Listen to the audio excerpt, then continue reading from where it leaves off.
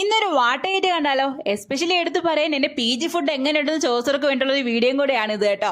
അപ്പോൾ ഇന്ന് രാവിലെ നമുക്ക് മോർണിംഗ് ഷിഫ്റ്റ് ആയതുകൊണ്ട് തന്നെയും ഞാൻ ദേ കുറച്ച് എഗ് റൈസും ഒരു മുട്ട പുഴുങ്ങിയതുമാണ് കഴിച്ചിട്ട് പോകുന്നത്. എന്നും പറഞ്ഞാൽ ആരും കരുതരുത് ഈ ഫുഡ് എൻ്റെ PG ഫുഡാണെന്ന്. അല്ല ഗൈസ്, ഇത് ഞങ്ങൾ തലേന്ന് രാത്രി തന്നെ ഔട്ട് സൈഡിൽ നിന്ന് മേടിച്ച് വെച്ച ഫുഡാണ് കേട്ടോ. അപ്പോൾ രാവിലെ ഒരു 6:30 ആയപ്പോഴത്തേക്കും ഞാൻ ദേ കുറച്ച് എഗ് റൈസ് കഴിച്ചിട്ട് പോകുന്നുണ്ട്. അതും കുറച്ച് പേടിയോടെയാണ് കഴിക്കുന്നത്. കാരണം നല്ല വിശപ്പുണ്ട്. വിശപ്പ് അടങ്ങാൻ വേണ്ടിയിട്ട് മാത്രം കുറച്ച് കഴിച്ചിട്ട് പോവാണ് കേട്ടോ. കാരണം ഈ രാവിലെ ഇത്രയും മസാല എല്ലാം കൂടെ ചേർന്ന് കഴിച്ചു കഴിഞ്ഞാൽ എനിക്ക് നല്ല രീതിക്ക് അസിഡിറ്റി വരും. അതുകൊണ്ട് വിശപ്പടക്കാൻ വേണ്ടിയിട്ട് മാത്രമുള്ളത് കുറച്ച് കഴിക്കുന്നുണ്ട്. പിന്നെ മോർണിംഗ് ഷിഫ്റ്റ് ആണെങ്കിൽ നമുക്ക് PGന്ന് ഫുഡ് കിട്ടാറേ ഇല്ല കേട്ടോ. കാരണം ഇവിടെ ഫുഡ് ആകുമ്പോൾ ഒരു 8 മണി, ചില സമയത്ത് 8 മണി കഴിഞ്ഞ് 9 മണിയൊക്കെ അടുപ്പിച്ച് ആവാറുണ്ട്. അതുകൊണ്ട് നമുക്ക് പിന്നെ ഫുഡ് മോർണിംഗ് ഷിഫ്റ്റ് ഉള്ള സമയത്ത് നോക്കേ വേണ്ട കേട്ടോ. അതുകൊണ്ട് നമ്മൾ എന്ത് ചെയ്യും, തലേന്ന് രാത്രി വൈറ്റ് റൈസ് ആണെങ്കിൽ വൈറ്റ് റൈസ് മാത്രം എടുത്തുകൊണ്ട് വെച്ചിട്ട് രാവിലെ കുറച്ച് തൈര് എന്തെങ്കിലും കൂട്ടി കഴിച്ചിട്ട് പോകും. ഇല്ലെങ്കിൽ കുറച്ച് അച്ചാർ കൂട്ടി കഴിക്കും കേട്ടോ. അപ്പോൾ ഇതൊക്കെയാണ് മെയിൻ പരിപാടി. അതുമല്ല, ഇവിടെ വല്ല തലേ ദിവസം രാത്രി വല്ല മസാല റൈസൊക്കെ ആണെങ്കിൽ രാവിലത്തേക്ക് നോക്കേ വേണ്ട. സപ്പോസ് നമ്മൾ എടുത്തുകൊണ്ട് വെച്ചാൽ മൂക്കിലോട്ട് ഇങ്ങനെ രാവിലെ അതിൻ്റെ പാത്രത്തിൻ്റെ അടപ്പ് മാറ്റുമ്പോൾ തുളച്ച് കീറുന്നൊരു വൃത്തിയുടെ സ്മെല്ലുണ്ട്. അത് നമ്മുടെ ഉള്ളി കിടക്കുന്ന മൊത്തം ഒറ്റയടിക്ക് പുറത്ത് വരുന്ന പോലെ ഒരു എഫക്റ്റ് ആയിരിക്കും പിന്നെ കേട്ടോ. അതുകൊണ്ട് ഈ മസാല റൈസൊന്നും ഞാൻ തലേന്ന് രാത്രി എടുത്തുകൊണ്ട് വെക്കത്തേ ഇല്ല ഗൈസ്. പിന്നെ ഇതും പേടിച്ചാണ് എടുത്തത്, ഭാഗ്യത്തിന് പനലായിട്ടില്ല കേട്ടോ. അപ്പോൾ രാവിലെ ഇത് കഴിച്ചിട്ട് പോയിട്ട് ഉച്ചയ്ക്കുള്ള ഫുഡ് നമ്മൾ കഴിച്ചില്ല. വൈകുന്നേരം, അതായത് 3 മണി 3:30 ആയപ്പോഴാണ് ഞാൻ തിരിച്ച് PGയിൽ വരുന്നത്. PG വന്നപ്പോഴത്തേക്കും എൻ്റെ ഭാഗ്യത്തിന് റൈസും കറിയും എല്ലാം ഉണ്ട്.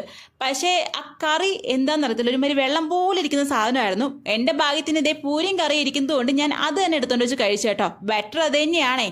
അത് കഴിഞ്ഞ് ഒരു 4 മണി 5 മണി സമയമൊക്കെ ആയപ്പോഴത്തേക്കും ഒരു 5 മണി സമയത്ത് ഞങ്ങൾ ജസ്റ്റ് ഒന്ന് പുറത്തോട്ട് പോയിട്ട് തിരിച്ചു വന്നപ്പം ഞങ്ങൾ ബദാം മിൽക്ക് ഷേക്ക് മേടിച്ചിട്ടുണ്ടായിരുന്നു. എൻ്റെ പൊന്നി, നല്ല അടിപൊളി ടേസ്റ്റ് എന്ന് വെച്ചാൽ അടിപൊളി. ഇവിടെ അടുത്തൊരു കടയിൽ നിന്ന് മേടിച്ചതാണ് കേട്ടോ.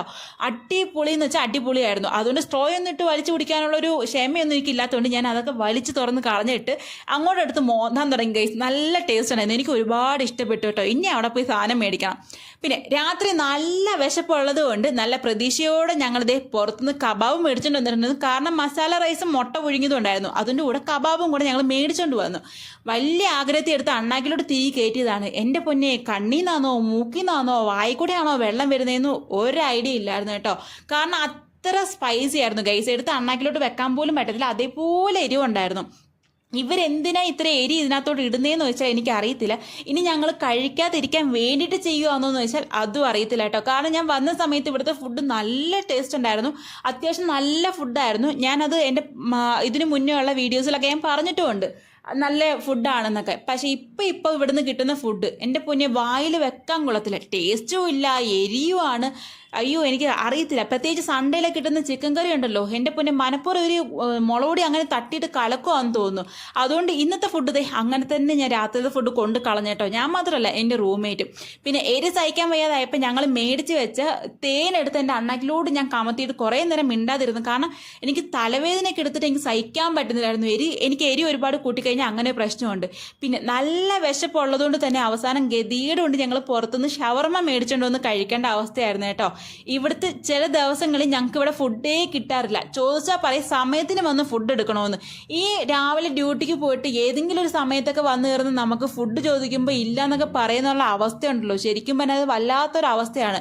ഈ നേഴ്സായിട്ടൊക്കെ വർക്ക് ചെയ്യുന്ന ഞങ്ങളൊക്കെ സമയത്തിന് വന്ന് ഇവിടെ വന്ന് എങ്ങനെ ഫുഡ് കഴിക്കാനാണെന്ന് വെച്ചാൽ അതും അറിയത്തില്ല. ശരിക്കും പറഞ്ഞാൽ ഇവിടെ റെന്റ് കൊടുക്കുന്നതന്നെ വെറുതെ ആവുന്നു തന്നെ ഇപ്പോൾ ഡൗട്ടുണ്ട് കേട്ടോ. കാരണം ഇപ്പോൾ സമയത്തിന് ഫുഡ് പോലും കിട്ടുന്നില്ല. ഇങ്ങനെയൊക്കെയാണ് ഞങ്ങളുടെ അവസ്ഥ ഗൈസ്. അപ്പോൾ ഇന്നത്തെ വീഡിയോ ഇത്രയൊക്കെ ഉള്ളൂ.